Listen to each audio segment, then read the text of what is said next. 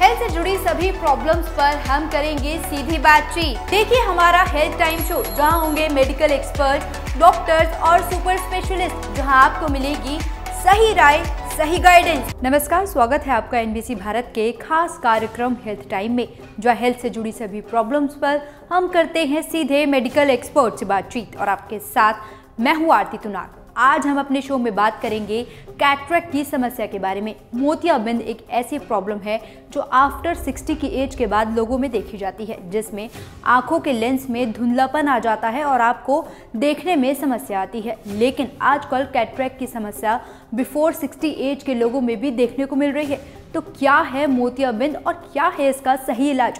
Cataract के बारे में आज आपको पूरी जानकारी देंगे दिल्ली के नामी हॉस्पिटल सीताराम भारतीय के eye surgeon doctor Umesh Bareja, जो आपको कैटरेक्ट के रीजंस, सिम्टम्स और ट्रीटमेंट्स के बारे में एक्सप्लेन करेंगे।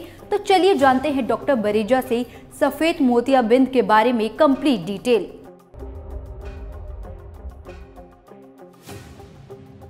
कैटरेक्ट या सफ़ेद मोतिया का मतलब है आँख के अंदर जो हमारा एक क्लियर लेंस होता है उसमें धुंधलाहट आ जाना।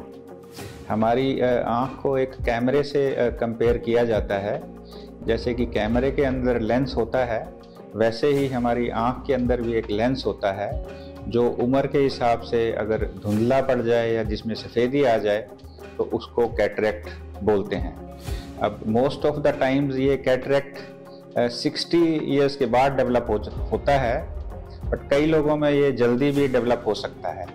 जिनमें जल्दी डेवलप होता है उनमें या तो फैमिली हिस्ट्री ऑफ कैटरेक्ट जल्दी होने की होती है, या डायबिटीज़ का होना ज़्यादा पॉसिबल होता है, या फिर जो लोग स्टेरॉइड्स लेते हैं उनको भी कैटरेक्ट जल्दी हो सकता है। किसी को अगर पहले कोई चोट लगी हो या कोई हाई माइनस नंबर यूज़ कर रहा है उसको भी cataract under 50 years of age में हो सकता है। कैटरेक्ट के जो नॉर्मल सिम्टम्स हैं वो हैं या तो धुंधलाहट आ जाना, या चश्मे का पावर तेज़ी से चेंज होना, या फिर नाइट ड्राइविंग में प्रॉब्लम होना। अब कैटरेक्ट सर्जरी का जो स्टैंडर्ड प्रोसीजर है उसको फेको एमल्सिफिकेशन या MICS, micro incision cataract surgery बोलते हैं।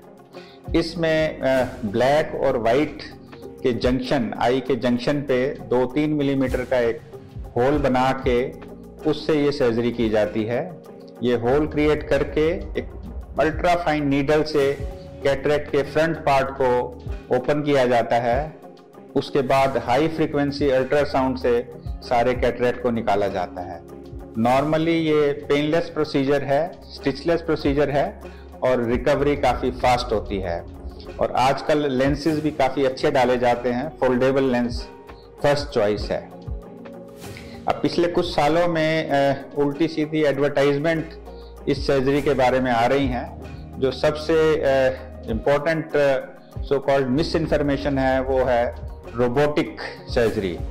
There is nothing robotic about cataract surgery. हाँ, लेज़र असिस्टेड कैटरेक्ट सर्जरी जरूर कुछ केसेस में यूजफुल है। अब लेज़र में भी ऐसा नहीं है कि वो लेज़र से ही सारा कुछ हो जाता है। एक स्मॉल स्टेप जिसमें कैटरेक्ट के अगले हिस्से को लेज़र से खोला जाता है, उसमें लेज़र का रोल होता है। और ये परसेप्शन क्रिएट किया जा रहा है कि सारे का सारा ऑपरेशन लेज़र के द्वारा 1 मिनट में ख़त्म हो जाता है।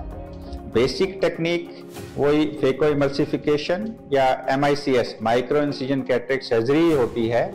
इनफैक्ट ये सो called laser assisted cataract surgery से जो ड्यूरेशन है वो डबल हो जाता है, कॉस्ट भी 2 to 3 टाइम्स ज़्यादा होती है।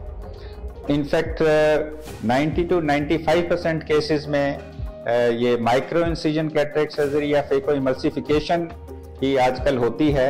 इसके रिजल्ट्स जो हैं वो so called laser assisted cataract surgery के बराबर ही हैं। So to summarize, there is nothing like robotic cataract surgery.